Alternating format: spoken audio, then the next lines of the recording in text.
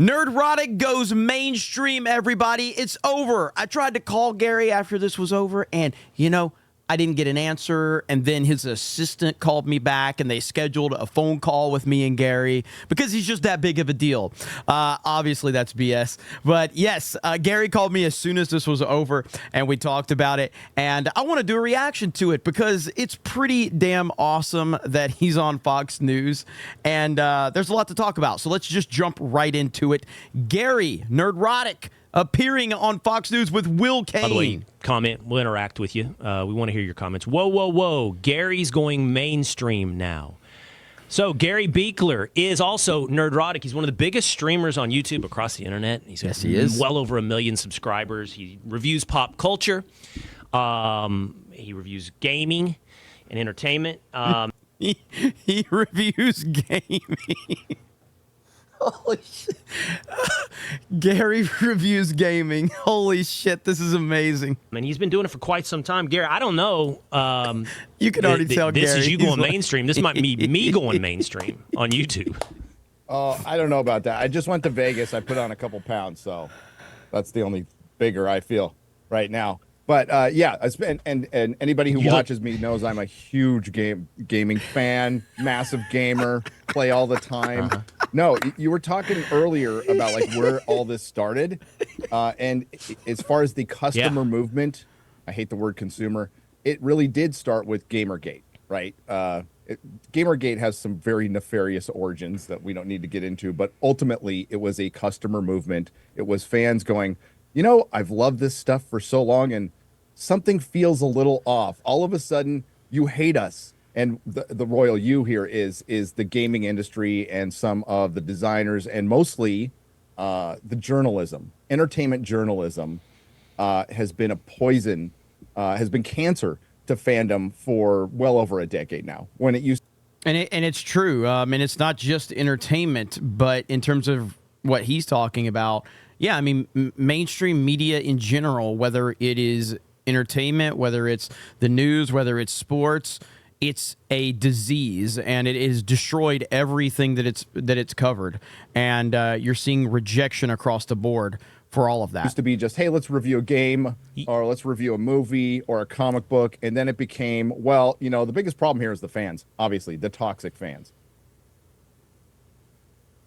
Yeah, you know what actually that makes me think immediately, Gary?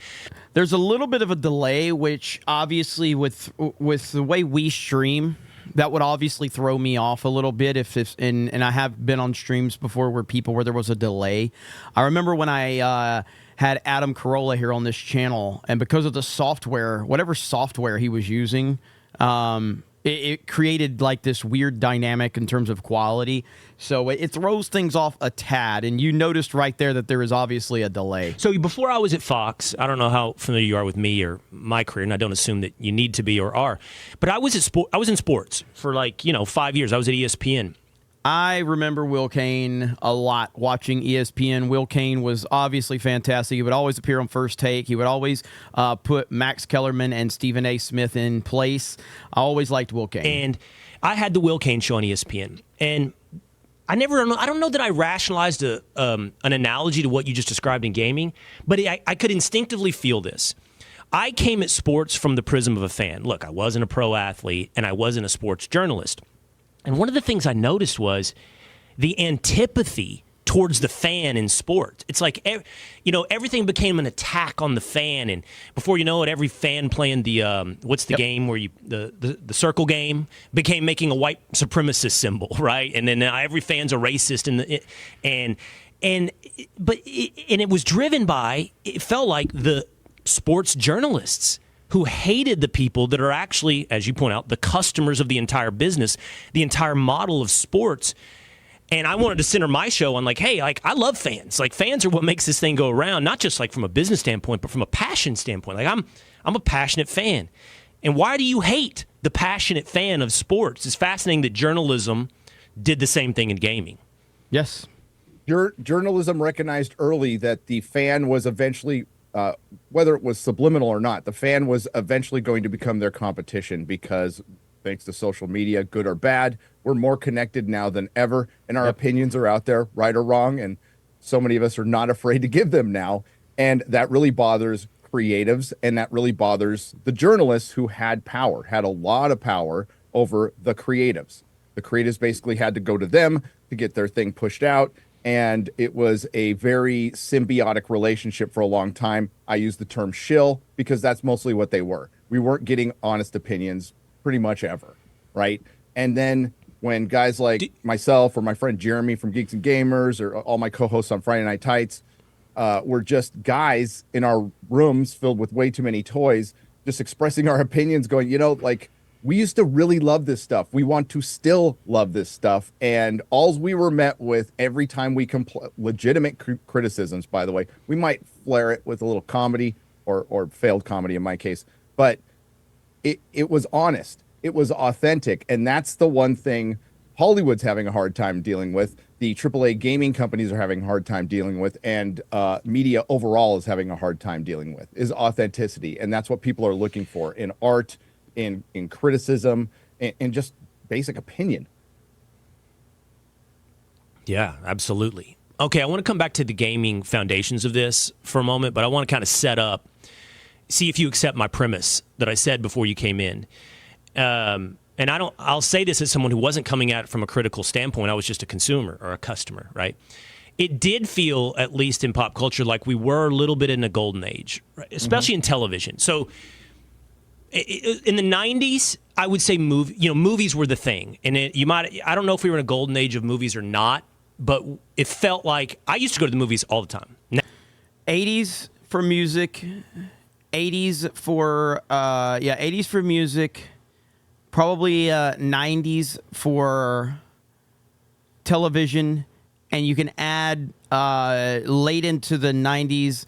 Yeah, I'd say, like, was it 96 is where, like, the Attitude Era for wrestling happened, WWF, WCW, Monday Nitro, and Monday Night Raw, the Wrestling Wars, which was an extension of TV, but also kind of bled into the cultural, aspect of how we were as a culture.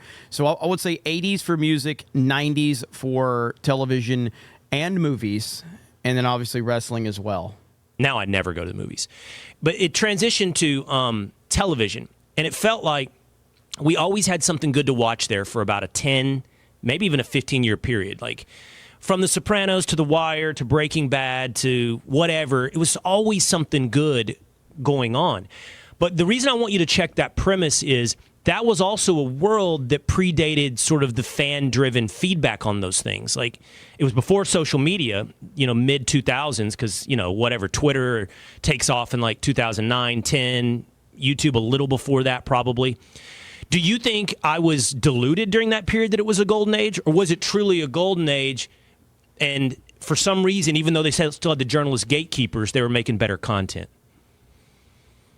It was a golden age, and it was the end of the golden age. I mean, there's been forums going back 20 years, and that's where fandom had been relegated to. And fandom, particularly with fandom, not just, with shows, general audience shows, that was very niche. That's kind of where it needed to stay. But yeah, we had a brilliant run of HBO shows, premium format shows, and that was supposed to be the future. That really was. And that ended 2015, 2016. Now, we can all assume what happened that year when Hollywood went crazy, but that's where they really put their foot on the gas pedal on woke Hollywood, driving in the message, and that's where we started hearing, like, insert here theory, CRT.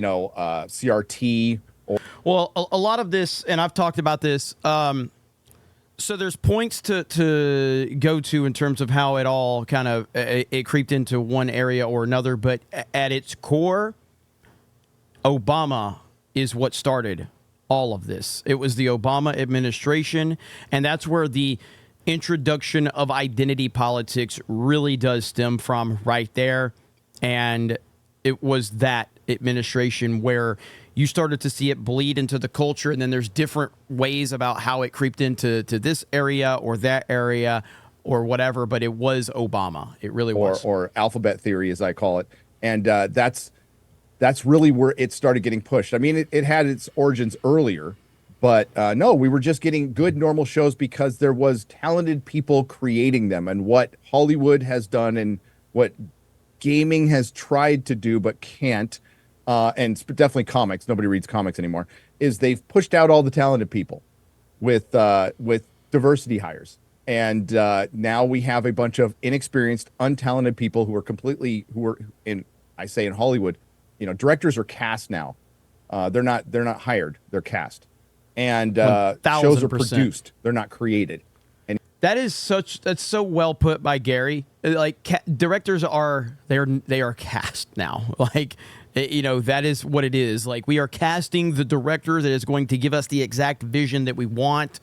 There's no creativity, generally speaking. Yes, there are exceptions to the rule, but generally speaking, especially with the big studios, there is no, like, let's hire a director who has a creative vision that could come in here and create something wonderful. It's like, no, we already have the vision. We already have the direction. We already have all the things that we want. Now we need to pick someone that is going to carry out the exact vision that we want. Anymore. And that's the problem. There's too many cooks in the kitchen, way too many producers. There's too many rules. There's a slavish adherence to, and now it's a contractual adherence to the message that has absolutely destroyed art.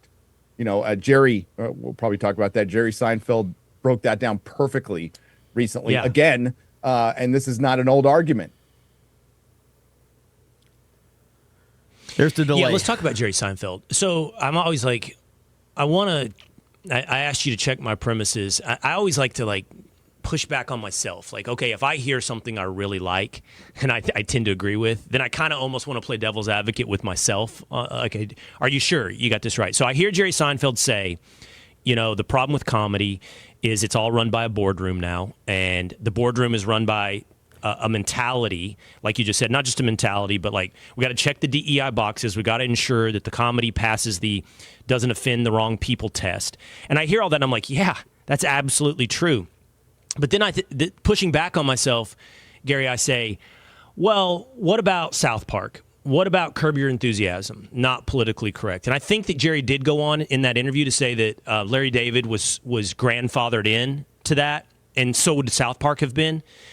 But what about, and maybe the same could be said for Mostly Sunny in Philadelphia. It's been around long enough to have survived this shift in entertainment.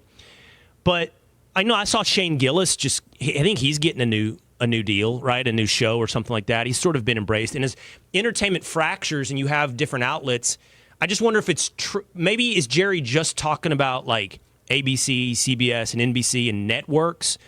Or now that we have so many different outlets, are we actually still capable of getting that stuff just more in fractured places?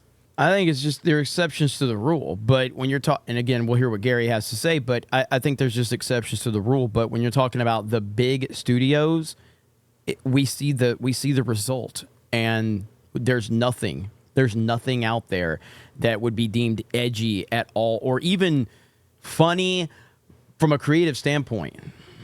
Yeah, it's being decentralized. What Jerry says in he's had 2 articles come out, but what he says in one of them is said my name again. You know, stand-up comedy. Comedy's still alive. It's still thriving, but it's thriving in stand-up because you have no middleman. The audience is right there, and if you screw up, you know right away. And that's what more people. That's authenticity is the currency of the future. That's what more people are looking for. You've got a chat going right now that you're interacting with. That's what people are moving to. But comedy, what Jeremy is. Why do I keep saying Jeremy? Jeremy's gonna laugh. My friend Jeremy. Dude, I love Gary so much.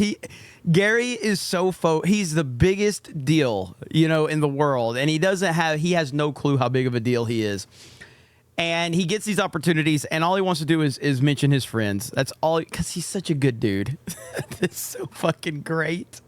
I love it. Jerry Seinfeld said, basically it's dead in Hollywood. It's dead in Hollywood. If you go back and look at the rated R comedy, the last one, we just had Anyone But You, right? Really mid comedy, made over $200 million. That was the first rated R comedy to make over $200 million since 2016. And by the way, that comedy was Bridget Jones' Baby, to make you even more depressed.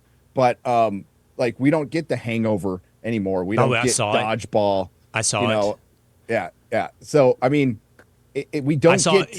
Real quick, I saw Anyone But You on an airplane, and I'm curious what it's not good. Can we just? It's not good. But I do think for a lot of guys who you and I probably have some very similar views on a lot of things. Like Sydney Sweeney has been adopted, and she definitely has her assets. But Sydney Sweeney has been adopted as this anti-woke thing, and then there was that producer who was like, I don't get the Sydney Sweeney thing. She's not a good actress and all that. I mean, Anything But You is not going to be Sydney Sweeney's nomination into, no, I'm actually really good. Check this movie out. Sydney Sweeney doesn't need to be a good actress, and she just doesn't. There's a reason people are showing her off all over the place, and there's a reason she's getting the attention she's getting, and it's not because of her acting, but it will make people more interested to see the films that she's in, and that's not a bad thing. No, she has become a huge star off of a massive flop, Madam Web, and her attitude after it, which was really good. And she's really hot. And yes, I can think of a couple of reasons why Anyone But You did well. But other than that, it was a complete fantasy. For one, it's all centered around a lesbian destination wedding. So the fact that they stayed together that long was the joke of the film. But yeah, I think it's great that I've been putting her on my thumbnails. What the hell? It works. No shame to my game. But I think it's just people want, we need to stop hot phobia. My friend Chris Gore coined that term. Shout out hot Chris phobia. Gore. We've had this, especially in video games. They're trying to make everybody ugly. It's like, bring back hot women. It's a good thing. Makes people happy. Men and women. It does. Well, and if we're being authentic to your point, I mean, that's why I watched, and that's why I stuck around for 2 hours. It's a lot of Sydney Sweeney. Yes. And, it keeps your attention. So, yeah. So back to Jerry Seinfeld, though. You think are we seeing a market correction, though? So you say stand-up is a way for the talented person to reach directly to the audience and not have it be filtered through a boardroom, right? Do you think those other examples that I gave are all just grandfathered into what happened? Always Sunny, Curb Your Enthusiasm, South Park, they're just grandfathered in. Will we ever see another one? Now that we have so many options in terms of distribution, there's more boardrooms, but with more boardrooms, you presumably have more opportunity for better boardrooms, right? So will we see more of those types of shows? I don't think so. I think Jerry even talks about this in a later in the interview. Good job, Gary, getting his name right. Didn't say my name. Good job. That he says Curb was grandfathered in, and absolutely South Park was grandfathered in. Always Sunny, brilliant show, grandfathered in. But these are all shows in multiple seasons. I think Always Sunny's going to be up to 18 at some point. South Park is at 26. And if you go back and look, what dominated streaming last year? Shows that were over a decade old. Shows ruled the summer. And also on that list, there's a top 10 list with one new show, and you see older comedies, including Seinfeld. So there's still an audience for it. To answer for it, there's still an audience for superhero movies. There's still an audience for movies. There's still an audience for comedy, and they're just finding other places for it. Like you said, it's fracturing, and that's good. We need entertainment completely decentralized. I'm all for it.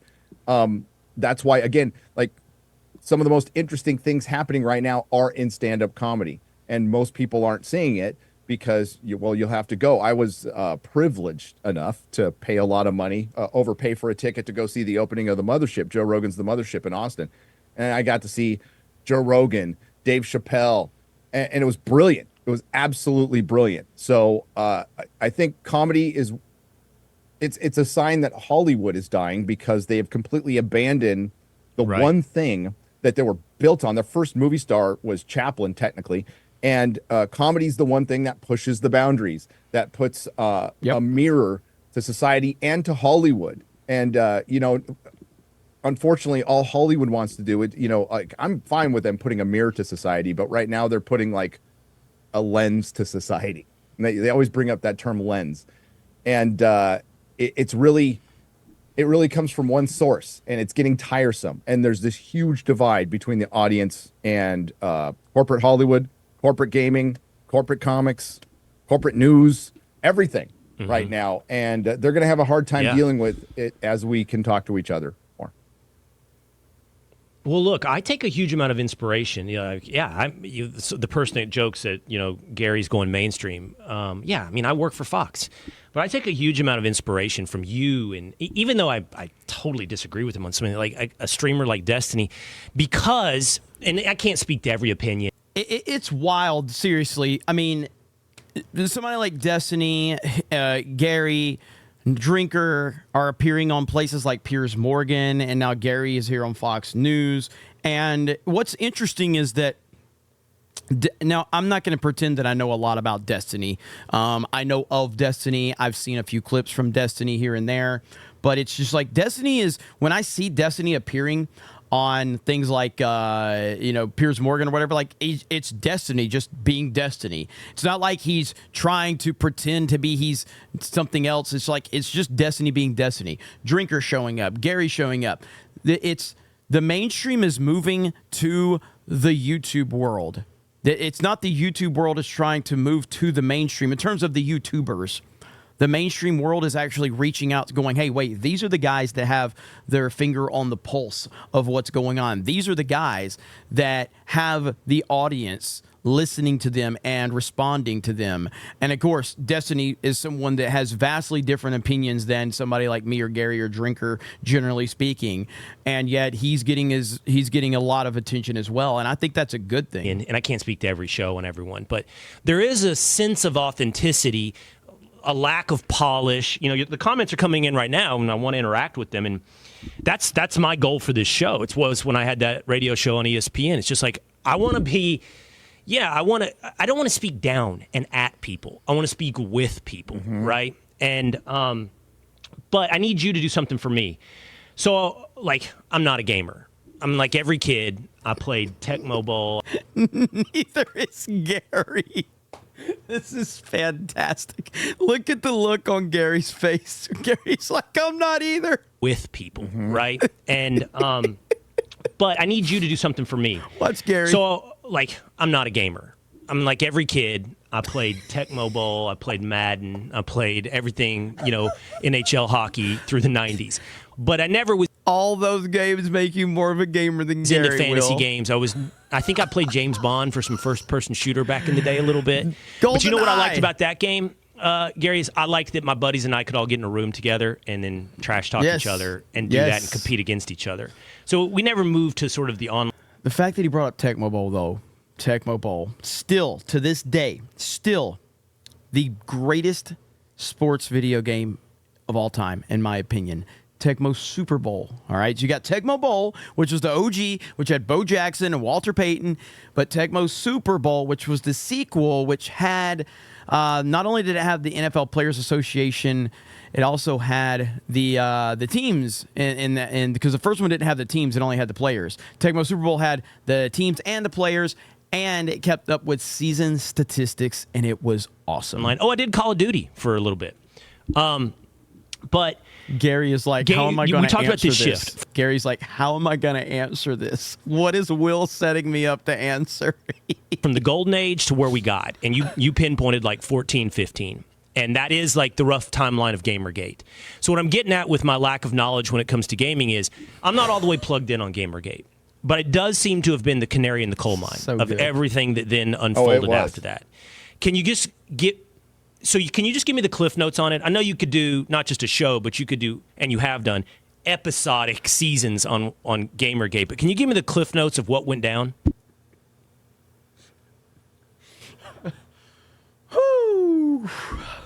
Well, I'm not a massive gamer either, but I am a massive nerd, and most of my friends are. So, Gamergate starts with a woman who slept with a few journalists to get some positive reviews. That's pretty much it. But it turns into there is a lot of intersectionality invading games. And it really sparked a whole cottage industry on YouTube, and it really sparked this criticism.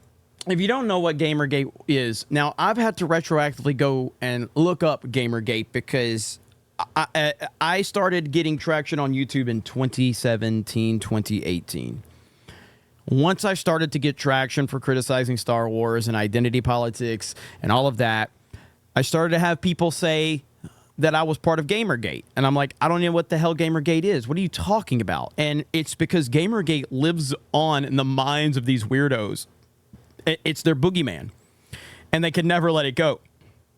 And so I had to retroactively go back and look it up. And if you go back and look it up, it does start out as the most simple story that gets blown out of proportion and then turns into something else. There's really good videos on Gamergate. There's one specifically, it's like a 6 or 7 minute video that does like an animation breakdown in its simplest form to explain Gamergate. And it's kind of wild how simple it started out and yet how complicated it became. Of calling out woke culture. Wasn't really even called that back then. Maybe it was. This is before my time on YouTube. Then it kind of dies out because a lot of the voices in there either fade away or they turned it out to be a bunch of frauds. There's still a lot that are still around. There's Razorfist, there's Sargon. There's a lot of guys who are still around right now. The people spearheading it now, I would say my friend Jeremy from Geeks and Gamers, Cabrutus, Rums out there on Twitter. But so it bled into comic books and then sci-fi and fantasy books. This is the one that's lesser known. It was called the Sad Puppies Incident, and it was basically a bunch of cultural Marxists invading sci-fi and fantasy and taking over the awards and not awarding anybody who doesn't have the politics. And it's way deeper than that. Again, in comic books, it turned into half the industry needed to employ women because of a 2014 Facebook poll that said that, hey, women are interested in comics too. Half the population is a potential customer. Wow, great science right there. So they decided to get rid of all the old guys, bring in a bunch of girls who didn't know anything about comics, and dudes too, and completely destroyed mainstream comics to the point where manga is absolutely dominating them. And then, it started creeping in the movies as well. And I think the two best examples are Disney Star Wars, which I would argue has never been good, and Disney Marvel, which was great, which was the greatest franchise of all time, did something that will never be done again, had 20 plus movies that were varying degrees of mid to really good. A couple stinkers, but like I would watch the stinkers over anything we've got post Endgame. And over the last 5 years, especially with Star Wars, anything associated with Disney, we've seen this steep decline because it's turned into product, and the fans were calling it out. The fans were calling it out with comics. The fans were calling it out with gaming. The fans were calling out in sci-fi, and they were all being met with the same responses. You're racist. Sexist. You're a bigot. Yes. You're a white supremacist. Yes. You're a misogynist. Blah, blah, blah, blah, blah. Right? And then about 5 years later, after Endgame ends, it turns out, wow, gaming did go woke. Comics did go woke. And guess what? It all turned to crap. Look at the steep decline. We even right after Spider-Man No Way Home, we had Doctor Strange Mom made almost $1 billion. The last movie they just released, The Marvels, just made $206 million worldwide. That's a pretty quick decline. And it's not the fans' fault. It's the quality.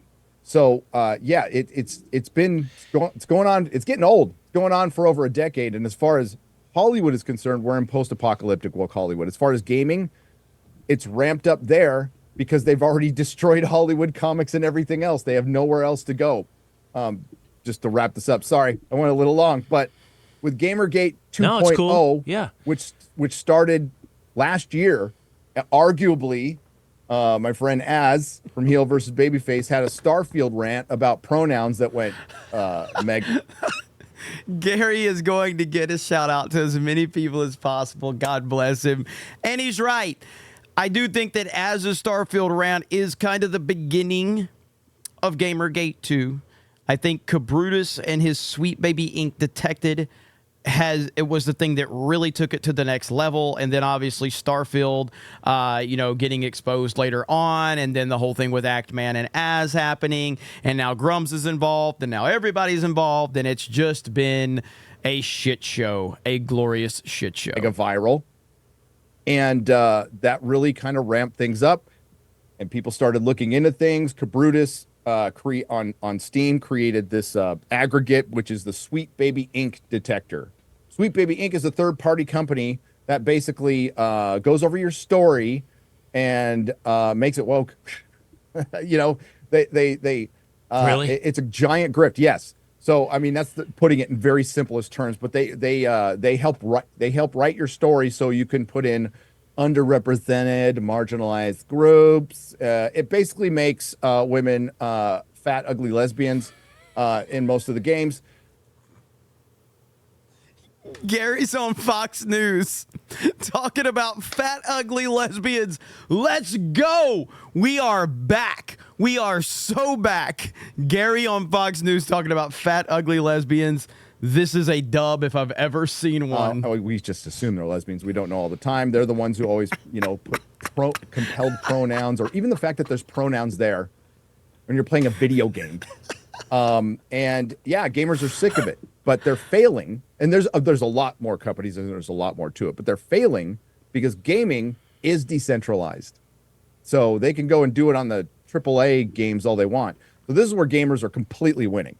So now it's ramped up crazy. It is Gamergate 2 is getting as crazy, if not crazier, than Gamergate 1, because for one, the gamers are winning, and the gaming journalism is just so bad right now that they're. Well, Gamergate 2 is different because Gamergate 1 was still when the mainstream games journalist actually had power and influence, so they could control the narrative during Gamergate 1. Gamergate 2 is happening in a far different time. So those same games journalists and those same mainstream outlets do not have the power to influence the narrative anymore. They don't, because of YouTube, because of Rumble, because of Twitch, because of Kick. They're independent websites, independent content creators, live streamers, people like Gary, people like Tim Pool. They don't have the power to influence the narrative anymore. So that's why Gamergate 2 in a lot of ways is different than Gamergate 1. Because, simply put, the gamers have far more power than they did during Gamergate 1. They're desperate for attention, and it's almost like their old trick of stirring things up and gaslighting isn't even working anymore. And when we have editors from Kotaku, who have OnlyFans, trying to, call people up. Stellar Blade's the latest one, which is nuts. It's got just this really voluptuous, hot woman.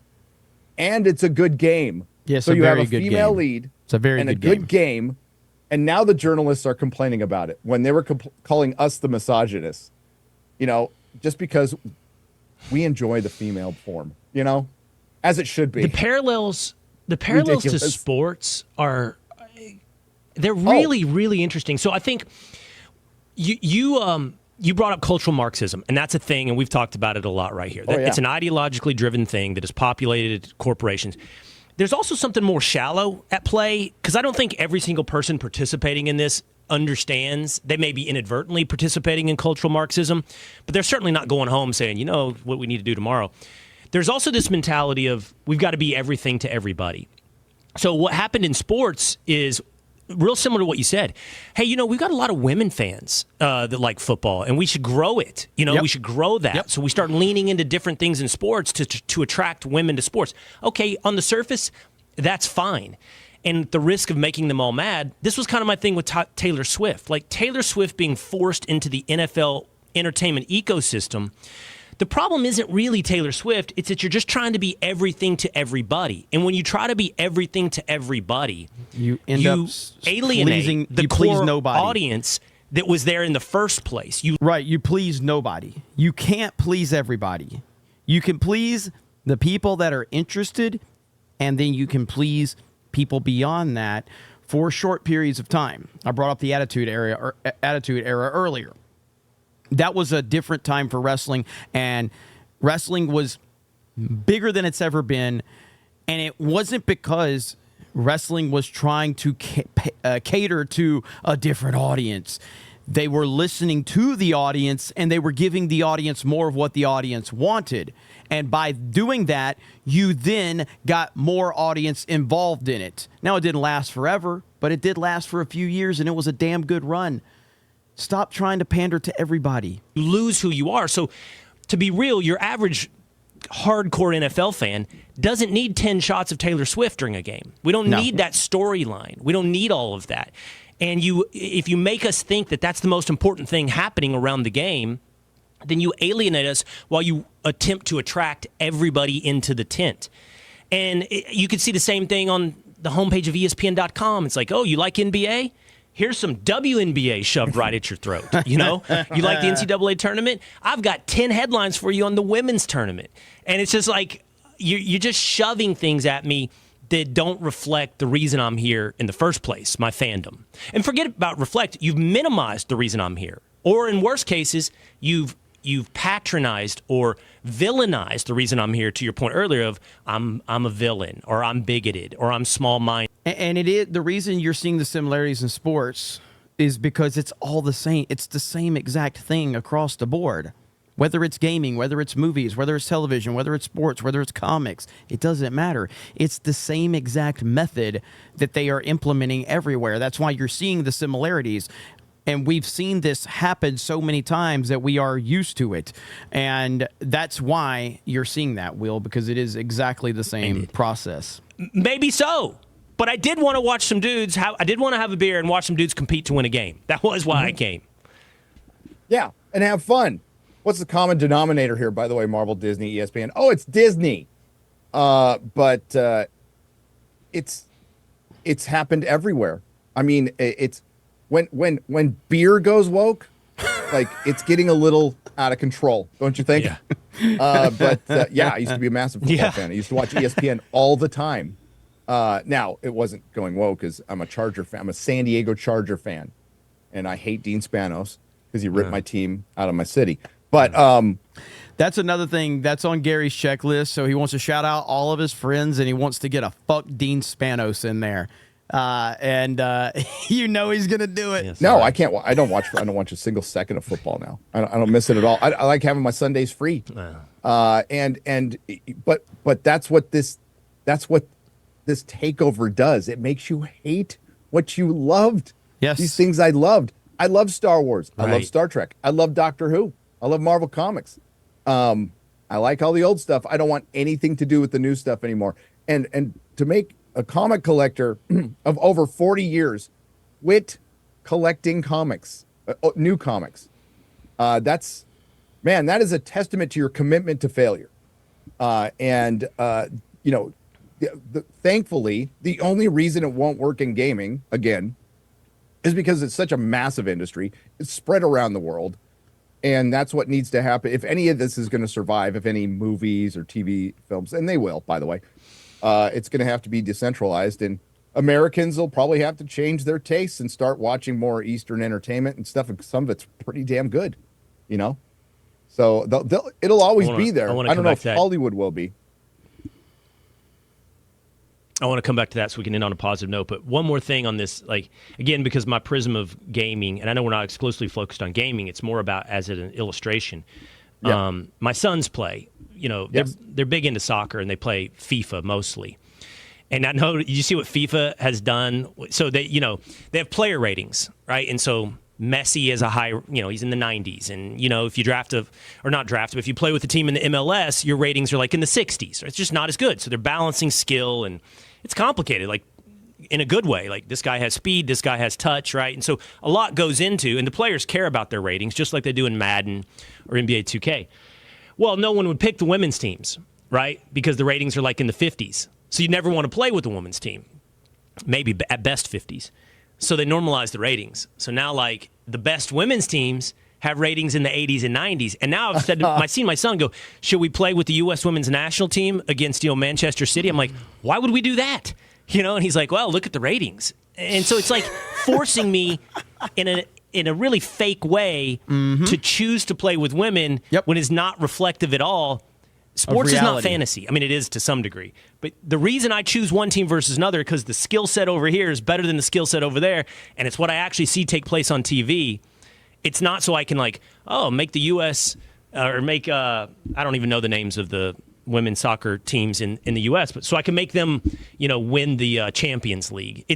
I think this is what's happening, what you've described here. I think it's what's happening with FIFA. Women can't describe any soccer team, or they don't know any names of any soccer teams, women's soccer teams in the U.S. Did you see that MLB trailer where they have women playing baseball? We reacted to that. That was I heard about funny. It was so that was bad. funny. God. Yes, they're forcing it, and it is becoming fantasy, which just, as you said, just completely destroys the entire concept of sports. The authenticity. And it's meant to, they're doing that because they're trying to, within the young minds, they're trying to make them believe like women are equal to men. Look at this video game. Look at this video game. The women are just as good as the men in your video game. And that's subliminally telling the younger generation, like, women are just as strong and just as athletic as men. Women can directly compete with men. And so women deserve to be paid just as much as men. That's what that whole thing is about. And it's nonsense. The reality of it, not knowing what's going to happen, and gaming is what they're hyper focused on. And it's going to be in the conversation for easily another year, because as more, gamers, do not mess with gamers. They have a lot of time on their hands. They'll weaponize their autism. Isn't gaming? They will find stuff, and they have, and it's been great. It's been absolutely great. Do not mess with that. It's, He said weaponize their autism on Fox News. I freaking love it. We saw the fandom starting to fight back early on with like Rings of Power when that terrible show came out. The Tolkien fandom said, no way, we're not putting up with this. And that was great to see. And now we're seeing, there's so much clapback. The Mufasa trailer just got ratioed on YouTube, and which was hilarious. But I saw you posting that. Gamers are a different beast that are not to be messed with, and it's going to be great. I'm actually, it's been a lot of fun to watch. It's been a lot of fun to watch them fight back and save their hobby and find other, for one, they don't need AAA at all. Not at all. There'll be enough independent games to where either these, I don't know, corporations just don't change on a dime. So you're seeing a lot of games bury smaller companies. And maybe that finally buries a corporation, or it makes its conglomerate give up on it. I don't know. But I think the fans are going to win this one, ultimately. Well, to your point of gaming, I believe I have the stats right. It's bigger than everything. The movie, music, and something else. It could be sports. It's bigger than everything. Industries combined. It's huge. People our age, Gary, who aren't into gaming, don't appreciate how huge that market is. So here's the positive note I want to end on with you really quickly. I said this on my show last week. I feel like I've watched everything. I haven't, but I don't have anything anymore that I want to watch. So I'm going to lean on you to tell me what I'm missing out there that I need to put on my list to watch. Just give me 2 or 3 things. I saw you tweeting about Rebel Moon. I think it was negative, which I didn't watch. Horrible. I watched Dune 1. Rebel I didn't Moon. watch Dune 2. Go mow your lawn or something. Get an early, start your taxes early. No. Okay, what is good that I have seen right now? The Gentleman is the best show I've seen in a long time. That is on Netflix. It's from Guy Ritchie, and it's better than any of the movies he's put out the last couple of years. It feels very Guy Ritchie. It is great. Shogun, very good. Yep. Very good. I won't say great. I'll say very good. And House of the Dragon season 2 is just around the corner. I loved House of the Dragon season 1, and I hated the end of Game of Thrones. I thought season 8 was some of the worst television, the worst dive of a television show of all time, and I think it's a miracle that they came back and did something that could end up arguably being better. So there's War of the Rohirrim, an anime Lord of the Rings film is coming out at the end of the year. So excited and of course about there's that. Deadpool and Wolverine. That'll probably be pretty good. So there's some good stuff. All right, so I saw House of Dragon 1, loved it. So I'll be in on House of Dragon 2. I watched The Gentleman. Really fun.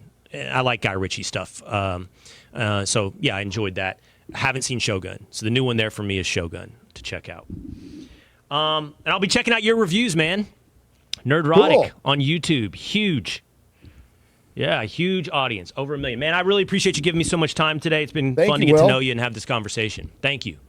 It was great to talk to you. Take care. Right, there he goes. Okay, Gary Beekler, also known as Nerdrotic. This is from Lod 689. Will Kane does a great job. This should be good. That conversation, going into that conversation. Das Hippo. I always got to be a little careful. I read the names slowly. We respect you representing us, bro. We know it ain't your niche. No, it's not my niche, but the point of the conversation is it's not just niched into gaming, though, right? It's the entire pop culture. Right. You know, it's all of entertainment, as we talked about. It's not. It's movies.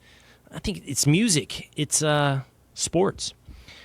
Coop says, could they make All in the Family or Archie Bunker today? Well, No. Jerry Seinfeld says, no way. No. They never could. They never could. All right, coming up. So that's cool, as man. opposed to Gary. That's really cool that Gary made the appearance with Will, and it was cool, man. I was happy to see it. Gary's awesome. Gary's crushing it. And it's really cool. And it is funny because Gary was facing a couple of gaming related questions. He's like, now, Gary, I'm not a gamer like you. So I'm going to lean on you to give me the answer here. And but Gary is the big dog, and really, really happy to call him a friend and appreciate his shout outs. He doesn't have to do that. But it's appreciated that he goes out of his way to try to mention his friends every time he gets on one of these shows and makes one of these appearances, and it speaks to who he is as a person. He's a great guy. But ultimately, I'm happy that we see stuff like this, and yes, I do firmly believe that it does feel like people in the mainstream are understanding that the real voices are independent creators on the YouTube side. And we're not having to change a damn thing when we go and talk to them. And I think that is a very important piece to this puzzle right now. And we're going to continue to see more and more of this as time progresses. And independent content creation is the future. There's no doubt about that. And I'm happy that we're seeing more stuff like this. So thank you guys for checking out this video. Make sure you subscribe to Nerdrotic. And I will be on Friday Night Tights tomorrow, depending on when you're watching this anyway, for FNT 300. And it's going to be awesome. We're going to have some guests, and I cannot wait. You guys have a great day. Thank you very much for checking out this video, and we will talk to you later.